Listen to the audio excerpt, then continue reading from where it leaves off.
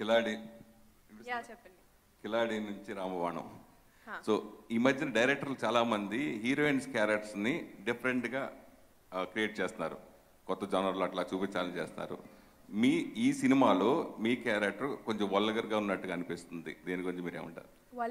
కొంచెం అంటే రొమాంటిక్గా ఉన్న అంటే ఫ్యామిలీ సీన్స్ ఉన్నా కానీ మీ క్యారెక్టర్ డిజైన్ ఏ విధంగా ఉంది? అంటే నాకు తెలిసి ఇంతవరకు నేను ఎక్కడ వల్గర్ సీన్స్ కానీ నేను ఎక్కడ చూడలేదు, నారెల్స్ ఎటువంటి మీకు గ్లిమ్సెస్ కూడా అట్లాంటివి ఏం వదలలేదు అనుకుంటా. ఇన్ఫ్యాక్ట్ మీరు చూసుంటే సాంగ్స్లో ఆ తర్వాత మా పోస్టర్స్లో అన్నిట్లో నేను శుభ్రంగానే మీకు వల్గర్ అంటే నాకు యాక్చువల్లీ అర్థం కాలేదు. ఆ టైంకి ఏ పదం వాడాలో తెలియక వల్గర్ అన్నారు. కానీ ఏంటంటే మెయిన్ భయ్యా ఒక్క నిమిషం, అంటే తను కొంచెం చెప్పలేదు కదా, చెప్తే చాలా బాగా మాట్లాడుతుంది. అంటే ఇప్పుడు ఒక ప్రెస్ మీట్కి ఆవిడ వేసుకొచ్చిన డ్రెస్ చూస్తే ఈ సినిమాలో ఆమె క్యారెక్టర్ ఏంటో మీకు అర్థమైపోతుంది. అంటే ఈ సినిమా ఒక ట్రెడిషనల్ సినిమా, ట్రెడిషనల్గా ఉండాలి అని చెప్పి ఆ అమ్మాయి వెస్టర్న్ కూడా నేను వేసుకోనంటే చాలా ట్రెడిషనల్ అని అలాంటి డ్రెస్సులు వేసుకుని ప్రమోస్కి వస్తూ ఉంది. సో దాన్ని బట్టి ఆ సినిమాలో ఆ అమ్మాయి డెప్త్ క్యారెక్టర్ ఏంటో మీకు యాస్టీస్గా అర్థమైపోతుంది.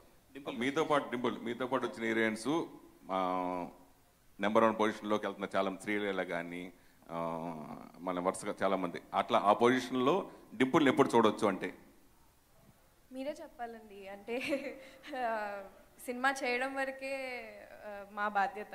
ఆ తర్వాత ఆడియన్స్ అప్రిసియేషన్, మీ అప్రిసియేషన్, దాన్ని బట్టే అది నెంబర్ 1 నెంబర్ 2 వాట్ ఎవర్ ఆ నెంబర్స్ మీ నుంచే వస్తుంది.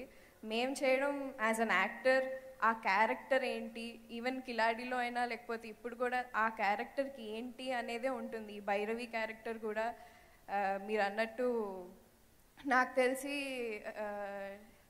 ఇది చాలా ఒబీడియంట్గా చాలా కేర్ తీసుకుని చేసిన character, to be frank. So ఇది కూడా మీకు నచ్చుతుందనే అనుకుంటున్నాను. So yeah.